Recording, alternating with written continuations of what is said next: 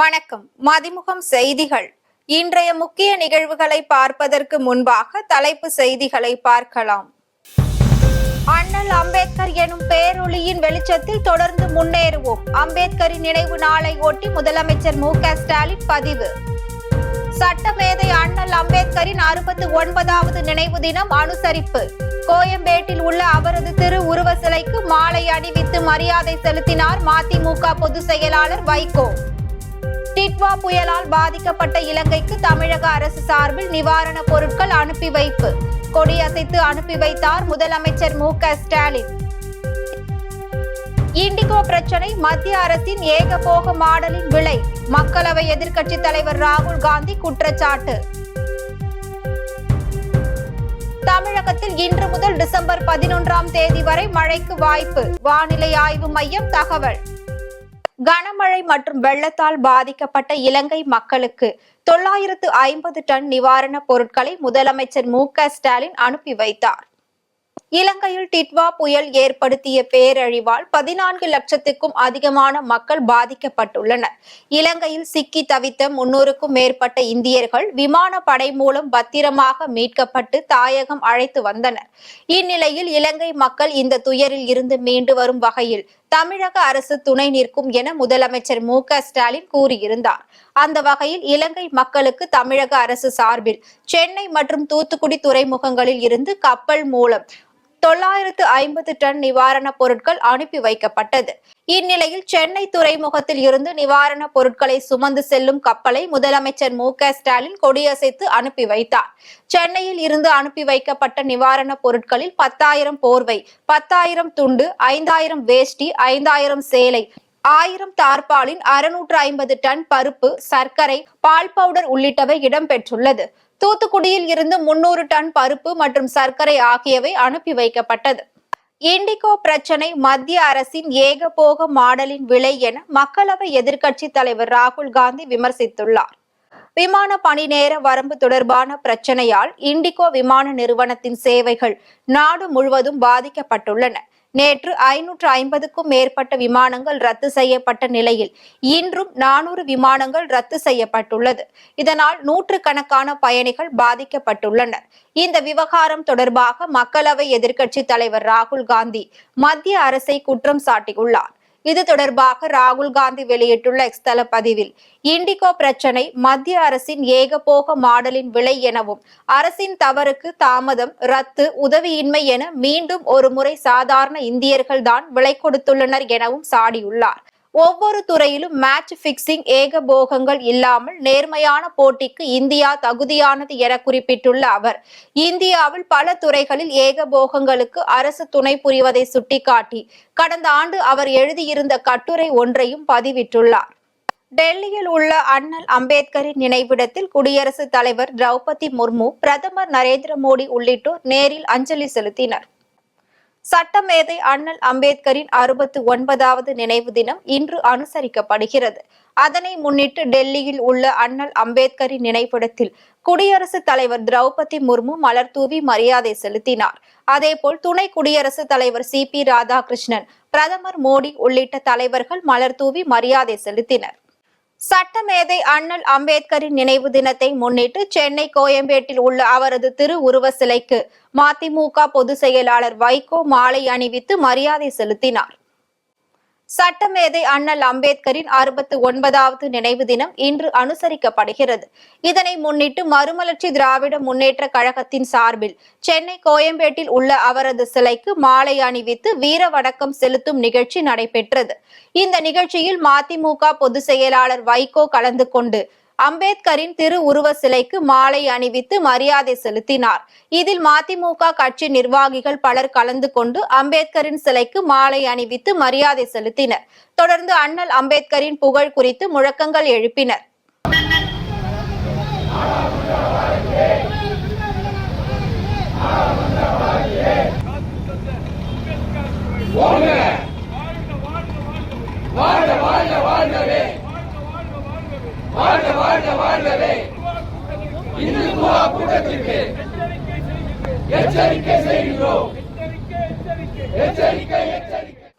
அண்ணல் அம்பேத்கர் எனும் பேரொளியின் வெளிச்சத்தில் தொடர்ந்து முன்னேறுவோம் என முதலமைச்சர் மு.க.ஸ்டாலின் தெரிவித்துள்ளார். சட்டமேதை அண்ணல் அம்பேத்கரின் நினைவு தினம் இன்று நாடு முழுவதும் அனுசரிக்கப்படுகிறது. இதனை முன்னிட்டு நாடு முழுவதும் பல்வேறு இடங்களிலும் அவரது திருவுருவ சிலைகளுக்கு மாலை அணிவித்து மரியாதை செலுத்தப்பட்டு வருகிறது. இந்நிலையில் சட்டமேதை அண்ணல் அம்பேத்கரின் நினைவு தினத்தை ஒட்டி முதலமைச்சர் மு.க.ஸ்டாலின் வெளியிட்டுள்ள எக்ஸ் தள பதிவில் புரட்டுகளை பொசுக்கிய புரட்சியாளர் அம்பேத்கர் நினைவு நாள் என குறிப்பிட்டுள்ளார். எல்லா விதத்திலும் தன்னை அடக்கி ஒடுக்கும் ஓர் அமைப்புக்குள் இருந்து கல்வி எனும் ஆயுதத்தால் அனைத்தையும் தகர்த்தெறிந்து மேலெழுந்த அறிவு சூரியன்தான் அம்பேத்கர் எனவும், அன்று அவரை அடக்க நினைத்த அதே ஆதிக்க கூட்டம் இன்று அவரை துதிப்பது போல் நடிக்கிறதே, அதுதான் அவரது வெற்றி என தெரிவித்துள்ளார். அவரது வாழ்வே ஒரு பாடம், அவரது போராட்டங்களே சமத்துவ சமூகத்தை நோக்கிய பயணத்தில் நமக்கு ஊக்கம். அண்ணல் அம்பேத்கர் எனும் பேரொளியில் வெளிச்சத்தில் தொடர்ந்து முன்னேறுவோம் என முதலமைச்சர் பதிவிட்டுள்ளார்.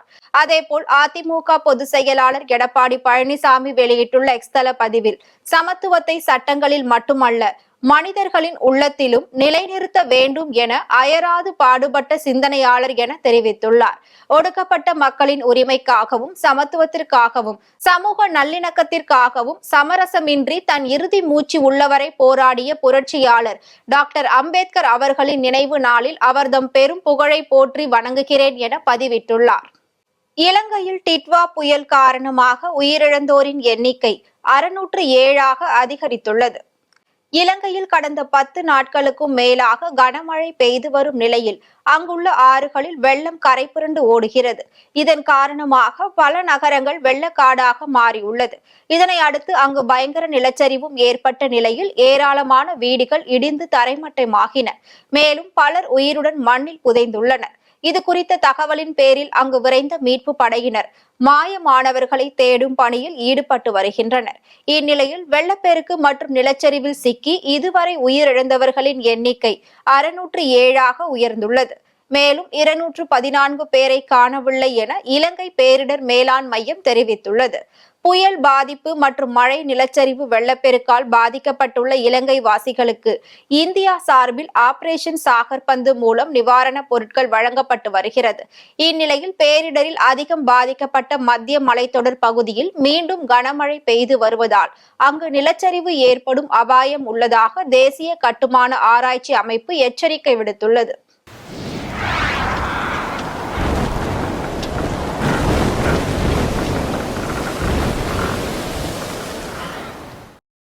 தமிழகத்தில் இன்று முதல் டிசம்பர் 11ஆம் தேதி வரை ஓரிரு இடங்களில் லேசானது முதல் மிதமான மழை பெய்ய வாய்ப்புள்ளது என வானிலை ஆய்வு மையம் தெரிவித்துள்ளது. இது தொடர்பாக சென்னை வானிலை ஆய்வு மையம் வெளியிட்டுள்ள செய்திக்குறிப்பில் தென்மேற்கு வங்கக்கடல் மற்றும் அதனை ஒட்டிய பகுதிகளின் மேல் நிலவும் வளிமண்டல கீழடுக்கு சுழற்சி காரணமாக இன்று முதல் டிசம்பர் 11ஆம் தேதி வரை தமிழகத்தில் ஓரிரு இடங்களிலும் புதுச்சேரி மற்றும் காரைக்கால் பகுதிகளிலும் லேசானது முதல் மிதமான மழை பெய்யக்கூடும் என தெரிவிக்கப்பட்டுள்ளது. சென்னை மற்றும் அதன் புறநகர் பகுதிகளை பொறுத்தவரையில் வானம் ஓரளவு மேகமூட்டத்துடன் காணப்படும் எனவும் நகரின் ஒரு சில இடங்களில் இடி மின்னலுடன் கூடிய மிதமான மழை பெய்யும் என்றும் வானிலை ஆய்வு மையம் தெரிவித்துள்ளது. அரியலூர் மாவட்டம் உடையார்பாளையம் அருகே 1,85,00,000 ரூபாய் மதிப்பீட்டில் நெசவாளர்களுக்கான கைத்தறி பூங்கா அமைப்பதற்கான பணியை அமைச்சர் சிவசங்கர் துவக்கி வைத்தார். 2023-2024ஆம் ஆண்டு தமிழ்நாடு சட்டப்பேரவை நிதிநிலை அறிக்கையில் தமிழ்நாட்டில் 10 இடங்களில் தலா 5 கோடி ரூபாய் மதிப்பீட்டில் சிறிய அளவிலான கைத்தறி பூங்காக்கள் அமைக்கப்படும் என அறிவிக்கப்பட்டது. அதன் ஒரு பகுதியாக அரியலூர் மாவட்டம் உடையார்பாளையம் அடுத்த செங்குந்தபுரம் பகுதியில் 1,85,00,000 ரூபாய் மதிப்பீட்டில் சிறிய அளவிலான கைத்தறி பூங்கா அமைப்பதற்கான அடிக்கல் நாட்டு விழா நடைபெற்றது.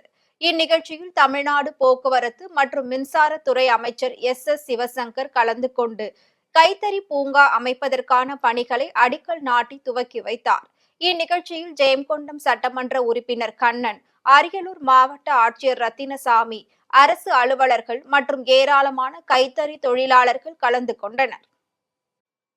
மயிலாடுதுறை அருகே ஆனந்த தாண்டவபுரம் அரசினர் மேல்நிலைப் பள்ளியில் 11ஆம் வகுப்பு பயிலும் மாணவ மாணவிகளுக்கு விலையில்லா மிதிவண்டிகளை சட்டமன்ற உறுப்பினர் ராஜ்குமார் வழங்கினார். தமிழக அரசு ஆண்டுதோறும் அரசு பள்ளி மாணவ மாணவிகளுக்கு விலையில்லா மிதிவண்டிகளை வழங்கி வருகிறது. அந்த வகையில் மயிலாடுதுறை அருகே உள்ள ஆனந்த தாண்டவபுரம் அரசினர் மேல்நிலைப் பள்ளியில் பயிலும் மாணவ மாணவிகளுக்கு விலையில்லா மிதிவண்டி வழங்கும் நிகழ்ச்சி நடைபெற்றது. பள்ளியின் தலைமை ஆசிரியர் முத்துசிவம் தலைமையில் நடைபெற்ற இந்நிகழ்ச்சியில் மயிலாடுதுறை எம்எல்ஏ ராஜ்குமார் சிறப்பு அழைப்பாளராக கலந்து கொண்டு 11ஆம் வகுப்பு பயிலும் 45 மாணவ மாணவிகளுக்கு விலையில்லா மிதிவண்டிகளை வழங்கி சிறப்புரையாற்றினார். இதில் பள்ளி ஆசிரியர்கள், மாணவ மாணவிகள் உட்பட ஏராளமானோர் கலந்து கொண்டனர்.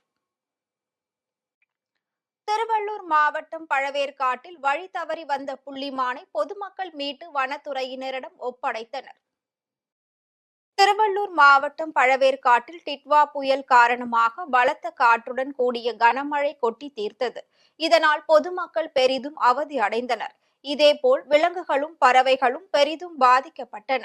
இந்நிலையில் ஆந்திர மாநிலம் ஸ்ரீஹரிகோட்டா விண்வெளி தளம் அமைந்துள்ள வனப்பகுதியில் வழி தவறி வந்த புள்ளிமான் ஒன்று ஆந்திரா தமிழ்நாடு கடற்கரை பகுதியில் உள்ள ஜமிலாபாத் கிராமத்தில் உள்ள வீட்டில் புகுந்தது.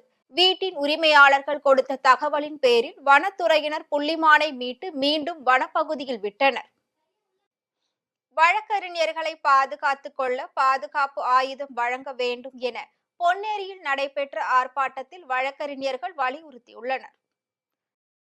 தென்காசியில் அரசு வழக்கறிஞர் முத்துக்குமாரசாமியை கொன்றவர்கள் மீது கடுமையான நடவடிக்கை எடுக்க வேண்டும், வழக்கறிஞர்களுக்கான கடுமையான பாதுகாப்பு சட்டம் இயற்ற வேண்டும் உள்ளிட்ட பல்வேறு கோரிக்கைகளை வலியுறுத்தி பொன்னேரியில் வழக்கறிஞர்கள் நீதிமன்றத்தை புறக்கணித்து ஆர்ப்பாட்டத்தில் ஈடுபட்டனர். பொன்னேரி நீதிமன்ற வளாகத்தின் முன்பு நடைபெற்ற இந்த ஆர்ப்பாட்டத்திற்கு பொன்னேரி வழக்கறிஞர் சங்க பொதுச் செயலாளர் வழக்கறிஞர் பெரவள்ளூர் ராஜா தலைமை தாங்கினார். இதில் 50க்கும் மேற்பட்ட வழக்கறிஞர்கள் கலந்து கொண்டு வழக்கறிஞர்களை தற்காத்துக் கொள்ள பாதுகாப்பு ஆயுதம் வழங்க வேண்டும் என வலியுறுத்தினார். திருப்பத்தூர் மாவட்டம் ஆம்பூர் அருகே வனப்பகுதியை ஒட்டியுள்ள விவசாய நிலங்களில் கரடிகள் நடமாட்டம் இருப்பதாக சமூக வலைதளங்களில் வீடியோ வைரலாகி வருவதால் கிராம மக்கள் அச்சமடைந்துள்ளனர். அரங்கல் துருகம் ஊராட்சிக்கு உட்பட்ட காரப்பட்டு பகுதியில் உள்ள ஆர்மா மலையை ஒட்டியுள்ள சின்னேரி மற்றும் கருங்கல் குட்டை பகுதிகளில் கடந்த 3 நாட்களாக 2 கரடிகள் நடமாடி வருகிறது. இதனை கண்ட விவசாயிகள் மற்றும் இளைஞர்கள் விவசாய நிலங்களில் கரடிகள் சுற்றித் திரிவதை வீடியோவாக எடுத்து அதனை சமூக வலைதளங்களில் பகிர்ந்துள்ளனர். இதனால் அப்பகுதி மக்கள் அச்சமடைந்துள்ளனர்.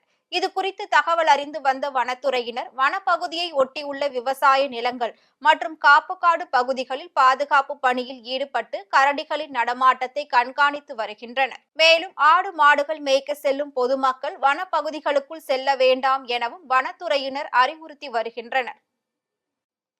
சென்னையில் 22 கேரட் ஆபரண தங்கத்தின் விலை சவரனுக்கு 320 ரூபாய் அதிகரித்து 96,320 ரூபாய்க்கு விற்பனையாகிறது. கடந்த 2 நாட்களாக குறைந்து காணப்பட்ட தங்கம் விலை இன்று சற்று அதிகரித்துள்ளது. அதன்படி சென்னையில் 22 கேரட் ஆபரண தங்கத்தின் விலை கிராமிற்கு 40 ரூபாய் அதிகரித்து 12,040 ரூபாய்க்கு விற்பனை செய்யப்படுகிறது. மேலும் சவரனுக்கு 320 ரூபாய் அதிகரித்து 96,320 ரூபாய்க்கு விற்பனை செய்யப்படுகிறது. அதேபோல் வெள்ளியின் விலையும் கிராமிற்கு 3 ரூபாய் அதிகரித்து 1 கிராம் வெள்ளியின் விலை 199 ரூபாய்க்கும் 1 கிலோ வெள்ளியின் விலை 1,99,000 ரூபாய்க்கும் விற்பனையாகிறது. நிறுவனத்திற்கு 1,250 கோடி ரூபாய் அபராதம் விதிக்கப்பட்டுள்ளது. ஐரோப்பிய ஒழுங்குமுறை ஆணையம் கடந்த 2 ஆண்டுகளுக்கு முன்பு சமூக வலைதளங்கள் உள்ளிட்ட தகவல் தொடர்பு நிறுவனங்களுக்கு புதிய சட்ட விதிமுறைகளை அறிமுகம் செய்தது. அதில் வெளிப்படைத்தன்மை மற்றும் பாதுகாப்பு தொடர்பான பல்வேறு சட்ட விதிகளை பின்பற்ற உத்தரவிடப்பட்டிருந்தது. அப்போதிருந்தே உலகின் முன்னணி தொழிலதிபரான எலான் மஸ்கின் எக்ஸ் வலைதளம் அந்த புதிய விதிகளுக்கு இணங்கவில்லை என தெரிகிறது. இது தொடர்பாக ஐரோப்பிய ஆணையம் விசாரணை நடத்தி வந்தது.